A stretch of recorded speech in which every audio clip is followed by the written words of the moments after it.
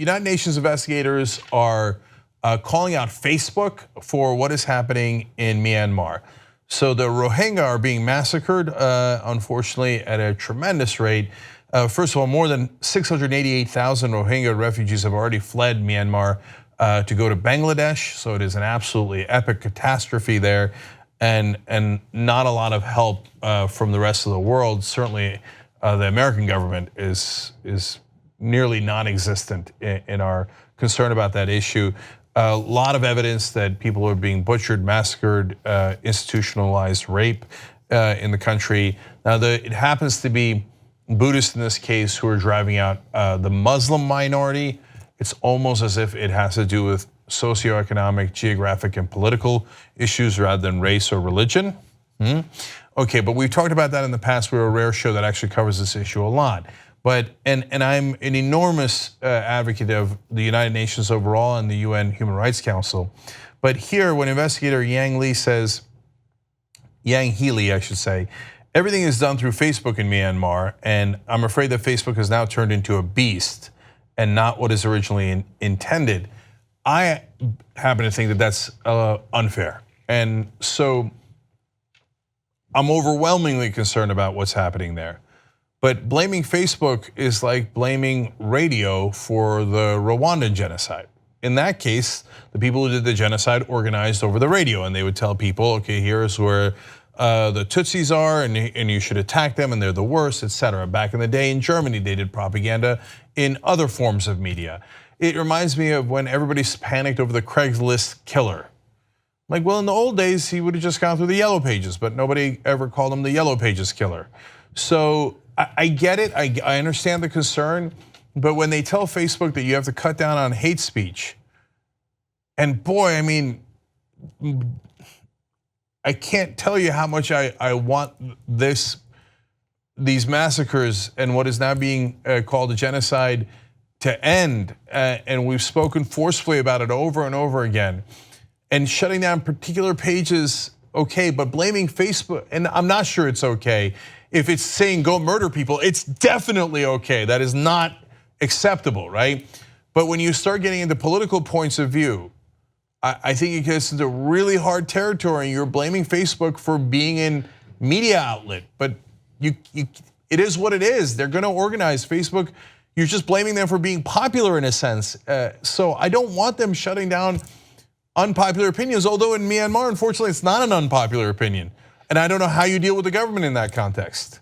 It's just a matter for me of, does Facebook first have standards that are smart and right and protect the kind of free speech that you're talking about, while not just creating a legalized way for people to do illegal things, not good or bad things, but like illegal things that we agree are wrong to do. And then secondly, are they enforcing it properly? That's where I come down on it. I am all for, I always come down with ACLU and stuff like this, where it's just like, listen, there's people I don't agree with and there's terrible things. That said, legally there is hate speech in America, which is different from, if you have certain kinds of hate speech, it gets into illegal territory when it's, I think, threatening, incipient violence or something like that. Then, and there's a specific threat of violence. In that sense, it becomes illegal, and only in that sense would I police certain kinds of speech.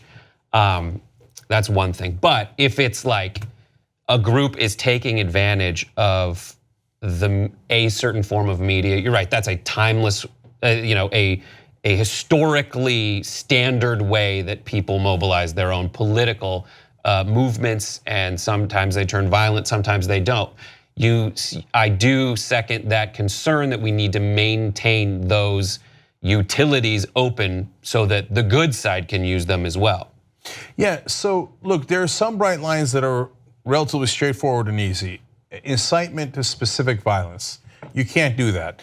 So Facebook shutting that down makes perfect sense. Go kill Bob, Bob's the wrong religion, the wrong race, or we just don't like Bob. You can't have that on Facebook. Everybody knows that, Facebook knows that, they shut that down, right? But the rest of it gets really hard, and for all of these social media outlets, look, and I'll be upfront with you guys know Facebook's a partner of ours, but that's not why I'm saying this. I'm telling you that all of these social media platforms have a nearly impossible job. So So, okay, illegal, that's a bright line. Maybe in America that's a bright line and that's easy, but when the Chinese government says it is illegal to speak out against the Chinese government in any way, shape, or form, shut down all political dissidents, well, not so easy, right? In the case of Myanmar, it might not be illegal because the government is backing the massacres. Right. So that's also not easy. Now, the last part and the core of this, which is shutting down hate speech. I don't want Facebook or any of these platforms to be in that business. Now, I'm a progressive, so I'm massively against hate speech. It's easy, super easy for me to say shut down hate speech. That benefits me and it doesn't benefit other people. But where do you draw the line? So the Buddhists in Myanmar that are fundamentalists and that are doing these specific attacks, obviously not all Buddhists in Myanmar and obviously not all Buddhists across the world. We're not idiot right-wingers, we don't make generalizations like that. But the particular fundamentalists that are doing this in Myanmar, what do they say? They say Muslims are the problem. What do right-wingers in this country say? Muslims are the problem, including our president. What are we gonna do, ban our president from Facebook?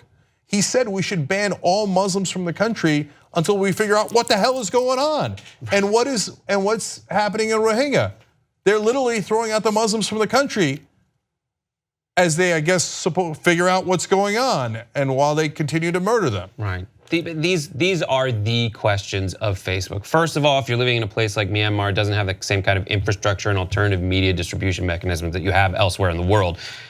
This is a dynamic that is everywhere. Where there is limited infrastructure, certain things that you would take for granted or discredit or whatever suddenly become very important. I did studies on, like, in Alabama, it's a non-collective bargaining state. They shouldn't have unions, but throughout the early 2000s, all the way up through the early 2000s, the teachers union was like the strongest means of political organization in the state. Shouldn't have been on paper, but they had very little other infrastructure politically, and they had teachers everywhere. So this is the means by which people rally around a cause. And then in Facebook, it seems like in Myanmar, that's the only thing. And then, things like the media, the radio, you said the radio. You relied on the radio and fireside chats from the president and one of the few, radio broadcasts to give you the truth. It has always been difficult when you can't really rely on the truth to come from the radio.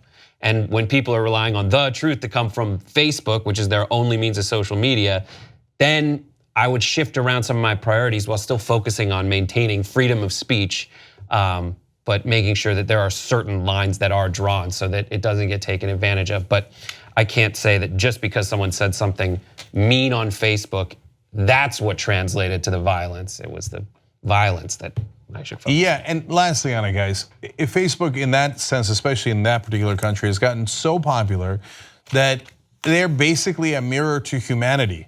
So when we're yelling at Facebook, we're basically yelling at ourselves. Like, oh, everybody is on Facebook and some people are doing bad things on Facebook. Yeah, that's kind of how humanity works.